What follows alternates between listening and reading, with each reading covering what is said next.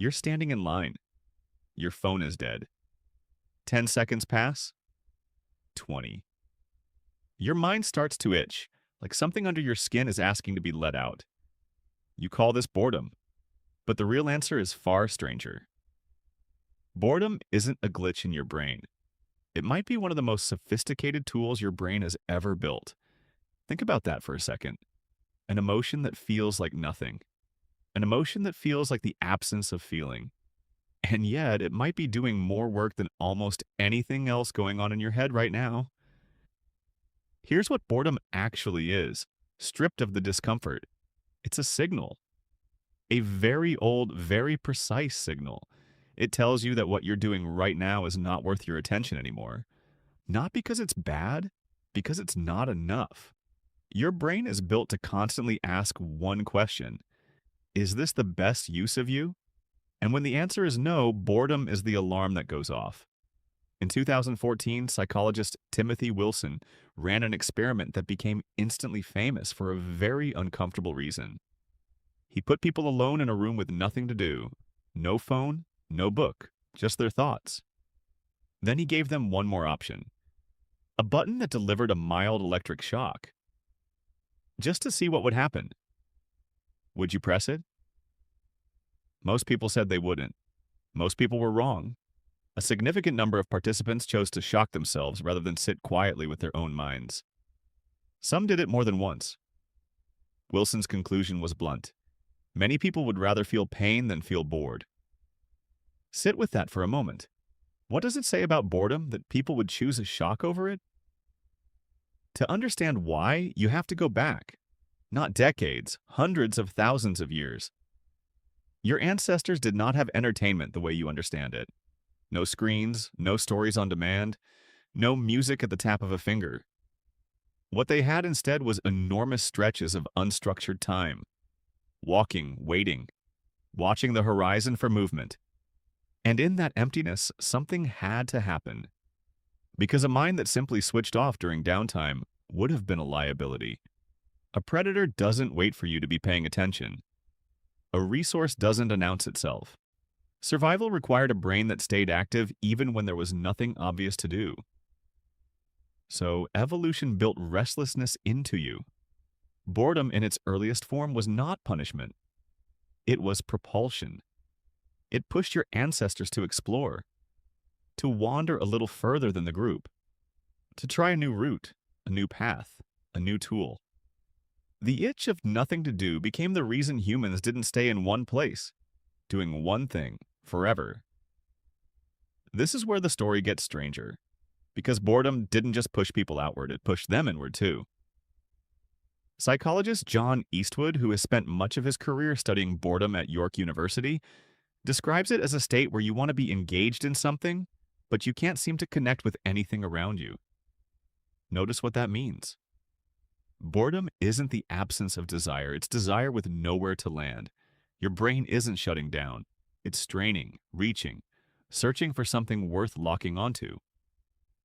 That searching is not wasted time. It's the engine behind some of the most important behavior humans ever developed. Idle hands didn't just make trouble. They made art on cave walls. They made rhythm out of banging stones together.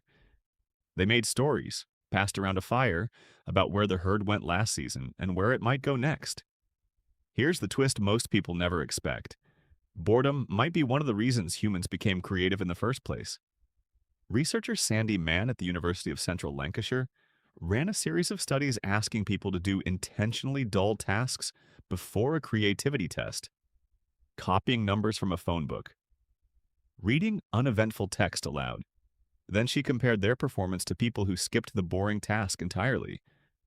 The bored group performed better, not worse. Better. Their minds, starved of external stimulation, had gone looking for stimulation internally. They started generating ideas, connections, and associations that the non-bored group simply didn't reach for. Mann's explanation was almost poetic. Boredom, she suggested, is the mind's way of insisting on its own entertainment.